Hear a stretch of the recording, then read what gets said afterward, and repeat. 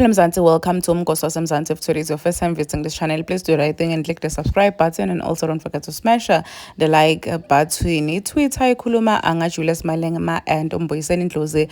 People are basically asking themselves for what happened between Mbuyiseni Ndlozi and Julius Malema. We know what Julius Malema and Mbuyiseni Ndlozi were so close, but lately siyabona ukuthi there's a tension and a distance between the two. People are saying ukuthi the reason why kube nale nto lele khona between them, it's because Julius Malema felt threatened by uNdlozi and uNomona uJealous. So people are saying ukuthi nguyela hlala emotional budlelwane bakhe nebantu bakhe. Bathi abantu batomshiya bonke because sibonile nabo Floyd bamshiyile, bayabona nje ukuthi Mbuyiseni Ndlozi ngazi ukuthi ngasekudala utoshiya phansi laphana ku-EFF. Do you think ukuthi uJulius Malema greedy and uNemona? Please do comment what you think below down in the comment section. Don't forget to hit the notification bell so that you can be notified whenever I upload a new video. I am signing out. Goodbye.